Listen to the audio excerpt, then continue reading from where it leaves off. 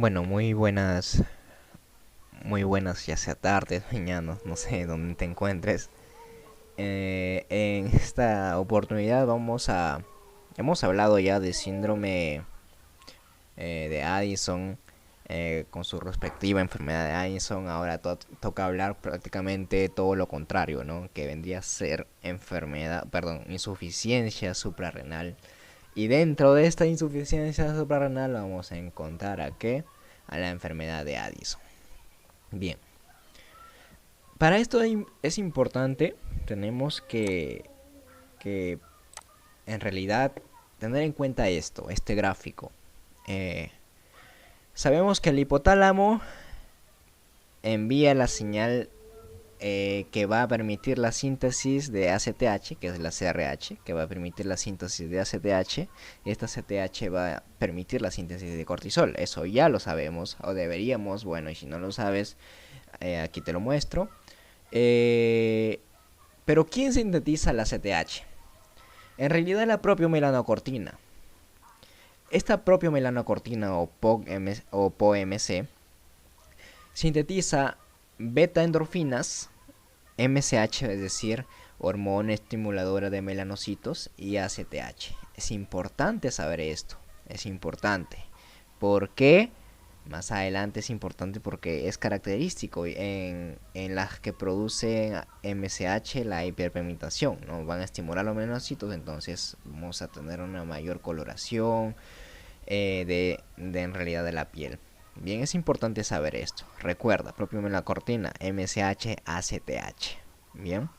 Y bueno, las beta-endorfinas que prácticamente están adicionales porque son producidas por esta, ¿no? Pero en realidad hay que tener en cuenta estas dos.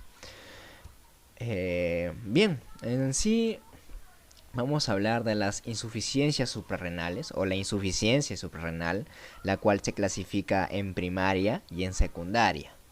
Y hablamos de primaria y nos referimos aquí en la enfermedad de Addison, que va a estar solamente dirigido en las glándulas suprarrenales. Solo dirigido a esto. Solo dirigido a las glándulas suprarrenales. Acuérdate, primarias, Addison. Glándulas suprarrenales. ¿Y cuál es la etiología? En realidad la etiología podemos hablar de muchos. Podemos hablar de la causa más frecuente en el mundo. Podemos hablar de la causa más frecuente en mi país, que soy peruano. Y en las otras causas que vendrían a ser, bueno, las que están acá. Comencemos con tuberculosis. La primera causa en mi Perú, en mi país también, es la tuberculosis. ¿Por qué? Porque esta va a destruir la corteza y la médula suprarrenal, ¿no? La principal causa. Porque hay mucha prevalencia en realidad de tuberculosis acá en mi país. La segunda causa es la causa autoinmune, que es la principal causa en el mundo. Y prácticamente es, es importante tenerla en cuenta, ¿no? Porque los libros te mencionan que siempre el autoinmune es la principal causa en el mundo. Y obviamente hay que hacerle caso a los libros, ¿no? A donde te vayas, los libros van a decir lo mismo. Sino que las estadísticas en mi país mencionan que la principal causa en Perú es la tuberculosis. En otras partes del mundo es el autoinmune, ¿no? Que se caracteriza por un síndrome poliglandular, es decir, un ataque de prácticamente de autoanticuerpos nuestros, atacan a varias glándulas, ¿no? Y afectan a las glándulas suprarrenales. Y entre estas, las glándulas suprarrenales van a estar afectadas. Tenemos las otras causas, como es la sepsis, el VIH. De repente los pacientes tienen terapias con anticoagulantes, los cuales al momento de repente de cortarse, de tener accidentes, producen hemorragias. Estas hemorragias van a hacer que o van a limitar la perfusión de dichas glándulas y obviamente las van a, digamos que, atrofiar, lastimar, por así decirlo, ¿no? Se van a necrosar de alguna manera, van a inhibir su función, van a disminuir su función. Y el ketoconazol, que es importante también saberlo. Bien. Tenemos las causas secundarias, tenemos hipotálamo, hipófisis. Bien, hay que tener en cuenta, las causas secundarias es arriba, en el hipotálamo y en la hipófisis, ¿no? Y es básicamente por la administración de corticoides, de repente por el síndrome de Sheehan al momento de perder mucha sangre al momento del parto, altera el hipotálamo hipófisis, la deficiencia de sangre. Y de repente tratamientos de algunos tumores también que podrían afectar en este caso o ¿no? Al eje hipotálamo hipófisis. Bien, hablemos ahora de las causas secundarias, ¿no? Que es hipotálamo hipofisiaria. Entonces, recordemos que el hipotálamo y la hipófisis secretan CRH y ACTH respectivamente. Entonces, en esta alteración no vamos a tener ACTH, entonces no vamos a tener CRH y por ende no vamos a tener ACTH. Hay una supresión del eje, de este eje hipófisis, hipotálamo hipófisis y glándulas, ¿no? Hay una supresión de esta, ya sea por la administración exógena de corticoides, que es lo más frecuente en este tipo de casos, y hay que recordar que si hay una causa secundaria, es decir, que solamente afecta al hipotálamo y a la hipófisis, grábate bien esto, grábate bien, hipotálamo hipófisis, bien secundaria. 2, secundaria, hipotálamo hipófisis 2, acuérdate de eso, hipotálamo hipófisis son 2, secundaria, ok. Bien, en esto va a haber una afectación de la capa fascicular y reticular. Bien, es decir, una afectación donde solo se secreta cortisol y otras hormonas que, como son los andrógenos, ¿no? Bien, solo se secreta cortisol y otras hormonas Bien. Y afecta solamente a la capa fascicular y reticular de las glándulas. ¿Por qué? Porque solo la CTH solo prácticamente actúa sobre estas, ¿no? Para la producción de hormonas. Pero no afecta a la capa glomerular. Entonces, en la causa secundaria, y la capa glomerular es importante porque hay producción de aldosterona en la capa glomerular, es decir, hay aldosterona, y por ende en la causa secundaria no hay trastornos electrolíticos, es decir, no hay hiponatremia, no hay hipercalemia, no hay esas alteraciones. ¿Por qué? Porque sí hay aldosterona. Bien, sabemos que la aldosterona ayuda prácticamente a la eliminación de potasio y a la retención de sodio. Entonces no hay alteraciones hidroelectrolíticas o electrolíticas. Y en la causa primaria, que es la enfermedad de Addison, y sabemos que si la enfermedad de Addison se relaciona prácticamente con las glándulas suprarrenales, es decir, hay un proceso autoinmune que ataca a estas glándulas, va a haber disminución de la producción de cortisol. Pero, ¿qué pasa con el CRH? Va a estar normal, va a haber una producción normal, y va a haber también una producción, ya sabemos, de la propia melanocortina, ¿no? Y la propia melanocortina sabemos que produce ACTH y MSH. Entonces, hay una elevada producción de ACTH, es decir, estos se van para arriba, y la MSH también se va para arriba. Entonces, si hay ACTH, hay MSH, hay hiperpigmentación de esta. Es importante tener en cuenta. Entonces, recordemos que la causa primaria, ¿qué cosa? En la causa primaria solo van a estar afectados las glándulas suprarrenales. Bien, entonces no va a haber cortisol. Entonces el cuerpo va a interpretar que se necesita mayor producción de estas hormonas, bueno, de esta hormona mensajera que va a facilitar la producción, va a aumentar esta hormonita, va a subir la producción de ACTH, entonces aumenta esto, sube la producción de ACTH, sube la producción de MSH por la propia melanocortina, porque también va a estar aumentada. Entonces va a dar signos característicos de cuando es primaria, la hiperpigmentación. Y es una causa diferencial en estas, ¿no? También es una causa, es un factores que vamos a tener en cuenta para el diagnóstico. Las manifestaciones clínicas. Tanto el síndrome primario, es decir, Addison, como el secundario, van a tener manifestaciones clínicas compartidas, sino que vamos a diferenciarlas ya cuando nosotros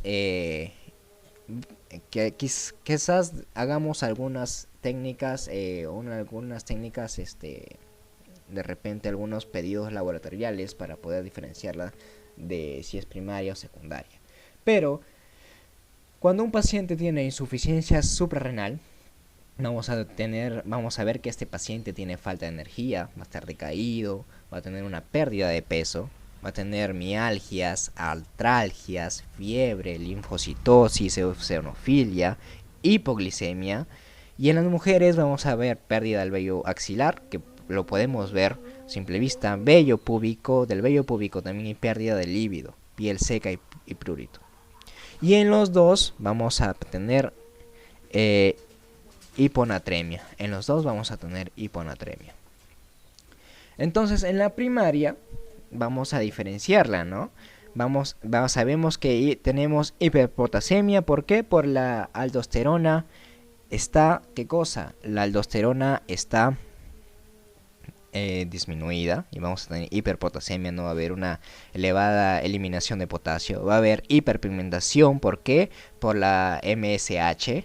Va a haber acidosis metabólica, es importante saberlo. ¿Por qué? Porque la aldosterona no está funcionando, hay retención de repente de hidrógenos. Bueno, no es que de repente hay retención de hidrógenos mayor, y con la hiperpotasemia va a haber acidosis metabólica, pero va a ser leve en realidad.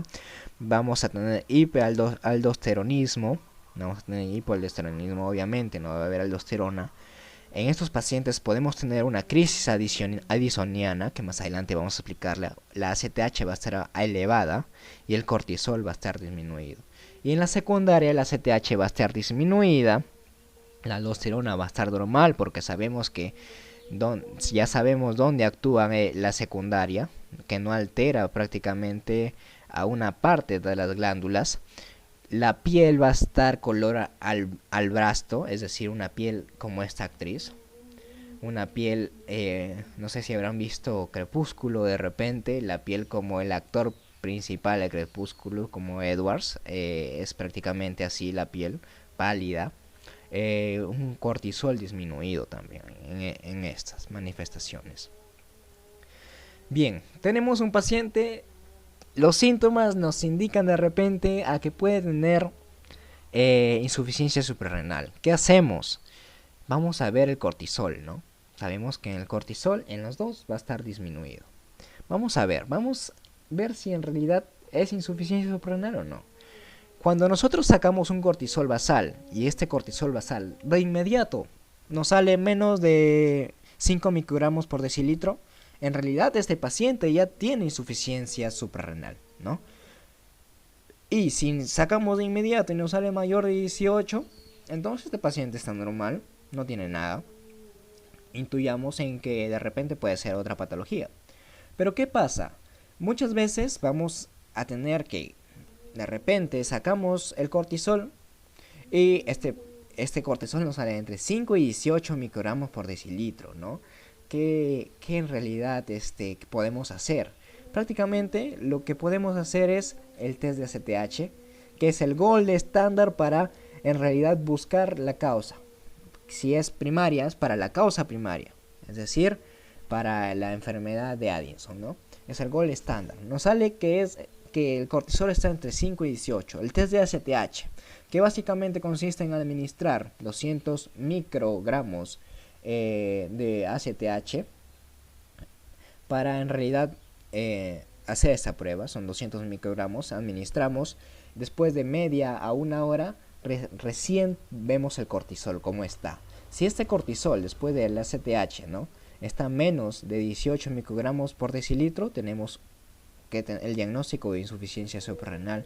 Y si está mayor de 18 gramos por decilitro, tenemos el diagnóstico que este paciente está normal, no tiene insuficiencia renal. Entonces recordemos esto, de entrada, cortisol basal. Y aquí tenemos un algoritmo que nos da nuestro increíble y famoso Harrison, el famoso libro de medicina interna que todos los estudiantes de medicina en realidad pasamos por esto. Y que en realidad en algunos temas es muy complejo. Y yo recomendaría otro tipo, pero en la bibliografía está puesto algunas bibliografías que están más simplificados que Harrison. Bien, Harrison lo que nos hace es, nosotros ya sospechamos que tiene el paciente insuficiencia suprarrenal, ya tenemos los síntomas, y hacemos el estudio inicial, la confirmación diagnóstico, que es en realidad el estudio que vemos en esta diapositiva. Bien, entonces nos sale positivo. Diagnóstico diferencial. Exámenes alternativos como ACTH en plasma para ver si en realidad es primaria. Para ver si en realidad es primaria o secundaria. Tenemos para ver si es que en realidad afecta, la renina está afectada. La aldosterona para ver si en realidad está afectada. De repente puede ser una primaria, ¿no? Y dependiendo de esto, nos puede salir una insuficiencia suprarrenal primaria y insuficiencia suprarrenal secundaria. En la primaria sabemos que la CTH va a estar alto, la renina va a estar alta, la aldosterona va a estar baja. Y lo que hacemos es sustituir con glucocorticoides y mineralocorticoides, ¿no? Se sustituye siempre con estos dos. ¿Por qué? Porque con mineralocorticoides, porque aldosterona sabemos alteraciones hidroelectrolíticas, tenemos que administrar mineralocorticoides y glucocorticoides para el cortisol, ¿no? Y luego vamos a ver si es que en realidad vamos los anticuerpos y si es positivo o negativo y otra serie de pasos que vamos a realizar que en realidad no se utiliza mucho. No se utiliza mucho, mayormente es para ver qué tipo de etiología es, para ir más a fondo. Y en la CTH suprarrenal secundaria, la CTH va a estar disminuida o normal, la renina puede estar normal y la aldosterona va a estar normal. La CTH es la única que va a estar disminuida y la sustitución es por glucocorticoides, ¿no? Bien. Y el tratamiento, sabemos que dos tipos, insuficiencia suprarrenal, ya hablamos del tratamiento en la diapositiva, pero vamos a recalcarlo. El tratamiento es glucocorticoides, hidrocortisona y dosis altas de efecto de mineralocorticoides para la primaria y algunas alteraciones secundarias al tratamiento que puede ser en el aumento de la dosis cuando una persona se estresa, tiene un estado de estrés, hay que aumentar la dosis porque aumenta el consumo, la actividad de la cortisona. La intolerancia oral, si es que el paciente tiene intolerancia oral, obviamente vamos a usar la parenteral. Y el efecto secundario que puede tener la administración de hidrocortisona nos puede dar diabetes mellitus, gastritis y hipertensión arterial. Y en los mineralocorticoides tenemos fluocortisona, no en pacientes con me he equivocado acá, no en pacientes con causa secundaria, porque en realidad estos pacientes la aldosterona va a estar normal, sino en los pacientes con causa primaria, fluocortisona, ¿no? Que es un mineralocorticoide, es importante saberlo. Entonces, sabemos que en la primaria vamos a dar ¿qué cosa? Vamos a dar glucocorticoides y mineralocorticoides. Y un mineralocorticoide es la fluocortisona. Entonces, aplicamos estos. Bien. Y tenemos que tener el control de la dosis, el dosaje de renina plasmática también en estos pacientes, los efectos secundarios que puede tener, hipopotasemia, edema, insuficiencia cardíaca congestiva, entre otras. ¿Y qué hay cuando un paciente tiene una crisis adicional, ¿no? ¿Por qué se da? Pregúntate, ¿por qué se da? Bueno, aquí te traigo la respuesta. Tenemos las causas. Tenemos primeramente, ¿por qué se puede dar una crisis adicional? Retiro brusco del tratamiento. Entonces retiras al paciente brusco del tratamiento, este paciente va a entrar en shock, va a entrar en crisis. Entonces es una de las causas. El estrés severo, este paciente está demasiado estresado, aumenta el consumo de este cortisol en nuestro organismo, entonces nos puede dar una crisis adicional, ¿no? El paciente con insuficiencia suprarrenal primaria puede tener una destrucción súbita, o sea, súbita de estas glándulas suprarrenales, entonces nos puede dar una crisis adicional. La clínica, estos pacientes generalmente van a estar con fiebre, náuseas, vómitos, dolor abdominal, hipotensión, no un paciente con este. Entonces el paciente tiene Addison, tiene enfermedad de Addison, o tiene o tiene de repente la sospecha, ¿no? Y vamos a ver esta clínica. Y el tratamiento es hidrocortisona más reposición hidroelectrolítica como agua y sodio.